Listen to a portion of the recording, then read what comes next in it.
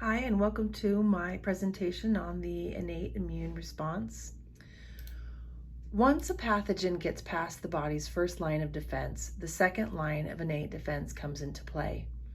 Innate immune cells respond to the presence of the pathogen, and the process of pathogen recognition begins. Natural killer cells, which are part of the innate and adaptive immune system, destroy pathogen cells that are identified as non-self. Phagocytes, including dendritic cells, identify pathogens by recognizing pathogen-associated molecular patterns, or PAMPs, using pathogen recognition receptors. Once the pathogen is recognized as dangerous, it is phagocyted and digested into its constituent proteins. The phagocyte then presents the digested proteins to the cells of the adaptive immune system via major histocompatibility complexes, or MHCs, that are located on their surfaces. MHCs act as a regulator that prevents the immune system from overreaction and causing damage. This ensures that the T cells can only react to an antigen if it is presented within an MHC complex. Once an antigen is presented, the adaptive immune response is activated. We'll talk about that a little bit more later. When phagocyte PRRs are exposed to PAMPs, nuclear factor kappa B, or NFKB, is activated. This contributes to the release of pro-inflammatory cytokines and the initiation of the inflammatory response. The complement system is a cascade of chemicals that is activated via three pathways: antibody-antigen complexes, mannose-binding lectin, or C3 reading directly with the pathogen surface. All three pathways generate the enzyme C3 convertase, which activates the rest of the cascade, resulting in inflammatory response, opsonization of pathogen cells, and membrane attack complexes, or MAC pathogen lysis. The inflammatory response plays a major role in both fighting and facilitating the immune system. Innate immune cells, cytokines, and the complement system all play a role in initiating the inflammatory response. This is the period from about 4 to 96 hours from the onset of infection.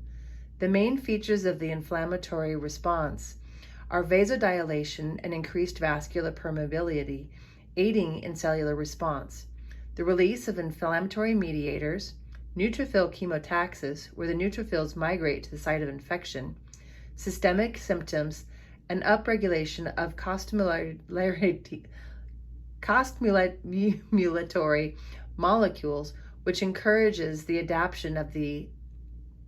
activation of the adaptive immune system. The innate immune response, which does not require activation, is a rapid response that is not able to continue indefinitely. The activation of the adaptive immune response is required for a specific response. This is accomplished via antigen presentation, as we discussed earlier. Then the dendritic cells travel to the lymph nodes, where they present the antigens to T helper cells, or THO. In humoral immunity, which is used to fight extracellular infections, the T helper cells differentiate into Th2 cells.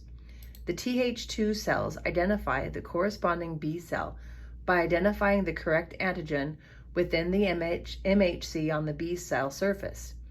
The activated B cell matures into plasma and begins to make antibodies. Once the infection is cleared, the plasma cells will live out their normal life cycle. However, the most highly antigen-specific B cells will remain dormant as memory B cells. Cell-mediated immunity is used to fight intracellular infections. In these situations, the T helper cells differentiate into Th1 cells. The activation of Th1 cells leads to the activation of antigen-presenting cells and a cytotoxic T cell response. The Th1 cell meets an infected antigen-presenting cell and recognizes the MHC on its surface. It then activates the antigen-presenting cells, or APCs. Once activated, the APCs are able to optimize their killing mechanism and destroy ingested pathogens. Activated APCs present their antigen to the specific cytotoxic T cell receptors, which are then activated. Differentiated Th1 cells are also able to recognize and activate antigen-specific cytotoxic T cells. They are now able to readily identify infected cells by recognizing the antigen on the MHCs. After the infection has been eliminated, the most antigen-specific cytotoxic T cells will remain behind as dormant memory T cells.